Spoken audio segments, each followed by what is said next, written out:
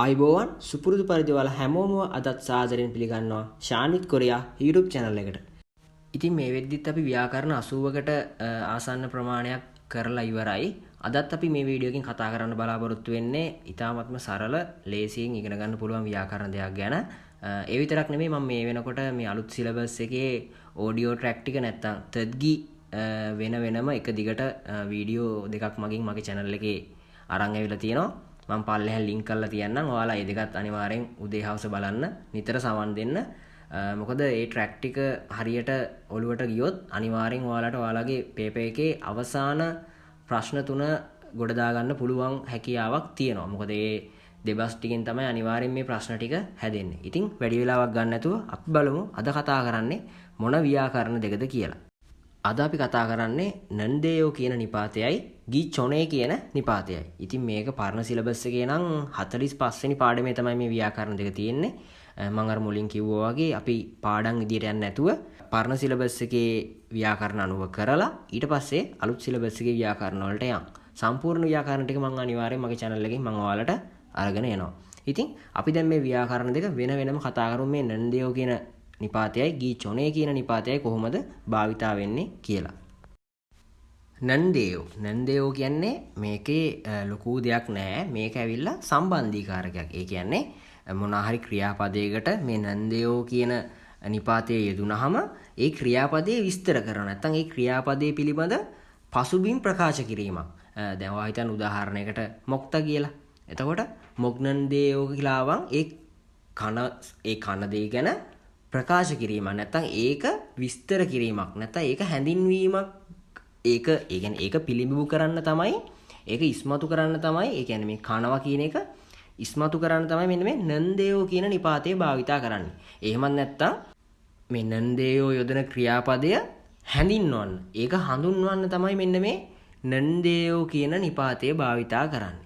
මෙම නිපාතය ක්‍රියාපද සමග යෙදීමෙන් එම ක්‍රියාව පිළිබඳ හැඳින්වීමක් හෝ පසුබිම ප්‍රකාශ කිරීම සඳහා යොදා ගනී. ඒ කියන්නේ මොනවා හරි ක්‍රියාපදයකට මෙන්න මේ නන්දේයෝ එකතු වුණාම ඒ ක්‍රියාපදය හැඳින්වනවා. නැත්නම් ඒ ක්‍රියාව හඳුන්වනවා. නැත්නම් ඒකේ පසුබිම ප්‍රකාශ කරනවා. ඒක මෙන්න මෙහෙම වෙන දෙයක්.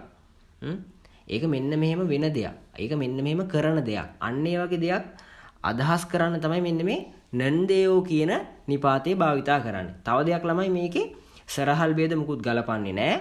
ක්‍රියාපදයේ අවසානයේට කෙලින්ම නන්දේයෝ එකතු කරනවා. බලන්න උදාහරණත් එක්ක අපි දැන් තවදුරටත් මේක කතා කරලා බලමු. උදාහරණේ තියෙනවා පක්කේ පිගා මානි ඔනන්දේයෝ. පක්කේ පිගා මානි ඔනන්දේයෝ. එළියේ වැස්ස ගොඩක් වැටෙනවනේ. එළියේ වැස්ස ගොඩක් එනවනේ කියලා කියනවා. එතකොට ඔදා කියන එක තමයි මේ ඔනන්දේයෝ වෙලා තියෙන්නේ. ඒ කියන්නේ මොකක්ද මේ වැස්ස ගැන තමයි මේ පැහැදිලි කරන්නේ. ඒ කියන්නේ ඔදා කියන එකට ඔනන්දේයෝ ආවන් අර පිගාමානි ඔනන්දේයෝ වැස්ස ගොඩක් වැටෙනවනේ. වැස්ස ගැන තමයි මේ පිළිඹු කරන්න උත්සාහ කරන්නේ. ඊට පස්සේ කියනවා චන්මුනල් තතල්කායෝ. වැස්ස ගොඩක් එනවනේ නැත්තම් වැස්ස ගොඩක් වහිනවනේ. ජනේලය ටිකක් වහමුද කියලා අහනවා. දැන් තේරුණාද? දැන් අර පක්කේ පිගාමානි ඔනන්දේයෝ. පක්කේ පිගාමානි ඔනන්දේයෝ. ඒ කියන්නේ එළියේ වැස්ස ගොඩක් වැටෙනවනේ. මේ වැස්ස ගැන තමයි මේ අදහස් කරන්නේ මෙයා. ඒ නිසා ජනේලය ටිකක් වහමුද කියලා අහනවා. තේරුණාද? එතකොට මේ නන්දේයෝ භාවිතා කරන්නේ ඊට කලින් තියෙන ක්‍රියාපදය විස්තර කරන්න. නැත්තම් ඒ වාක්‍ය තුලින් ඒක ඉස්මතු කරන්න තමයි මෙන්න මේ නන්දේයෝ කියන සම්බන්ධීකාරක නිපාතේ භාවිතා කරන්නේ. අන්තිමට කියනවා අනිත් කෙනා කියනවා කරේයෝ හොඳයි චම්කන් මාන් කිදිරිසේයෝ ටිකක් ඉන්න. ටිකක් ඉන්න මං වහන්නම් කියලා කියන්නේ. පක්කේ පිගා මානි ඔනන්දේයෝ චන්මුල තතල්කායෝ. එළියේ වැස්ස ගොඩක් වැටෙනවනේ. ජනේලෙ ටිකක් වහමුද? කරේයෝ චම්කන් මාන් කිදිරිසේයෝ හොඳයි ටිකක් ඉන්න. තේරුණා නේද? මේකේ මේ ලොකු අර්ථයක් නැහැ. ඔයාලා මේක කොහේ හරි දැක්කොත් ඔයාලට තේරුම් ගන්න පුළුවන් වෙන්න ඕන. මේ සම්බන්ධීකාරකයක්.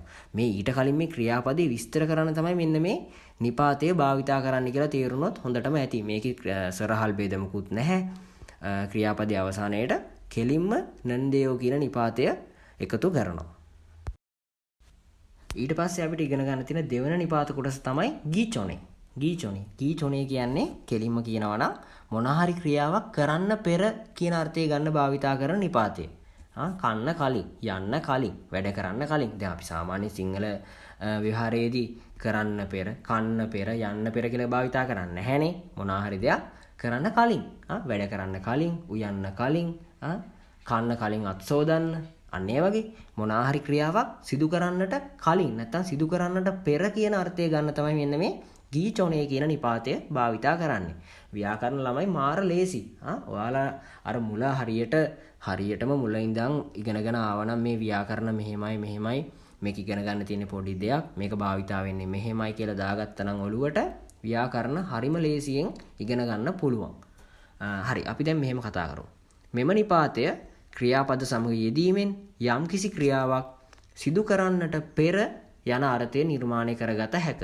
අර මං කලින් කිව්ව කතාව ගීචොනේ කියන්නේ මොන හරි දෙයක් කරන්න කලින් කියන අර්ථය ගන්න භාවිතා කරන නිපාතය. ක්‍රියාපද සමග යෙදීමේදී සරහල් ભેදයකින් තොරව යොදනු ලබයි කියලා කියනවා. මේක ක්‍රියාපදත් එක්ක භාවිතා කරනකොට සරහල් ભેද ගලපන්නේ නැහැ. කෙලින්ම ගීචොනේ භාවිතා කරනවා. හරි. අපි දැන් මේක උදාහරණත් එක්ක තව පොඩ්ඩක් කතා කරලා බලමු කොහොමද මේක භාවිතා කරන්නේ කියලා. පළවෙනි උදාහරණේ තියෙනවා ඔයාලා අපි හැමෝම දන්න උදාහරණේ කදා. ක්‍රියාපදේ කදා. කදා කියන එකට ගීචොනේ ආවා කගිචොනේ. කගිචොනේ යන්න කලින්. කගිචොනේ යන්න කලින්. දෙවෙනි එක තියෙනවා මොක්තා.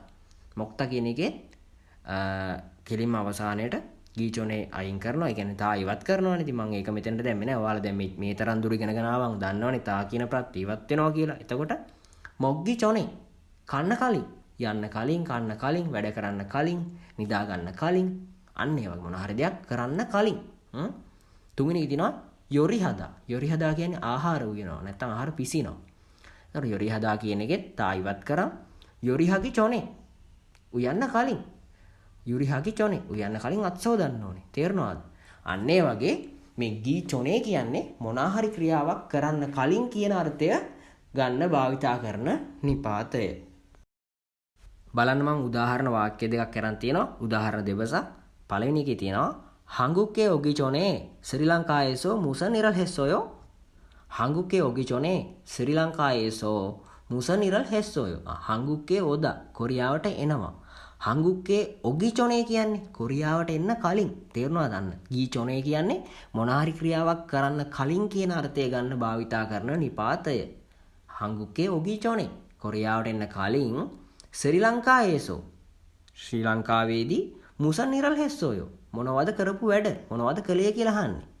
අනිත් පැත්තෙන් අනිත් කෙනා කියනවා මුයොක් හවසායේසෝ තනියොස්සෝයෝ. වෙළඳ සමාගමක වැඩ කරාලු.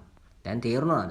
එතකොට මේ ගීචොනේ කියන්නේ මොනාහරි ක්‍රියාවක් කරන්න පෙර නැත්තම් කරන්න කලින් කියන අර්ථය ගන්න භාවිතා කරන නිපාතය. ඉතින් මේ විදිහට තමයි අද පාඩමේ ව්‍යාකරණ දෙක ගොනු වෙලා තියෙන්නේ. නන්දේයෝ කියන නිපාතයත් ගීචොනේ කියන නිපාතයත්. ඉතින් මේ ව්‍යාකරණ ඔයාලට පළවෙනි පාර තේරුම් නැත්තම් වීඩියෝ එකක් ආයෙ හරියටම තේරුම් යනකම් බලන්න. මොකද ඔයාලට තේරුම් ගන්න පුළුවන් වෙන්න තමයි මම උපරිම සරල කරලා මේ වීඩියෝ ඔයාලට අරගෙන එන්නේ. ඉතින් අදට මගේ වීඩියෝ එක මෙතනින් ඉවරයි. මම වීඩියෝ එක ඉවර කරන්න කලින් ඔයාලට මතක් කරනවා මගේ වීඩියෝ හොඳයි නම් අනිවාර්යයෙන්ම subscribe කරන්න. බෙල් අයිකන් එක ක්ලික් කරන්න අමතක කරන්න එපා. එතකොට මගේ වීඩියෝ දාපු ගමන් අනිවාර්යයෙන්ම ඔයාලා ගාවටම ගෙන්න ගන්න පුළුවන් හැකියාවක් තියෙනවා. එහෙනම් ආයෙත් දවසක අලුත් වීඩියෝ එකකින් හම්බ වෙනකන් අදට මම ඔයාලගෙන් සමු ගන්නවා. මම ෂාන්විත් කොරියා.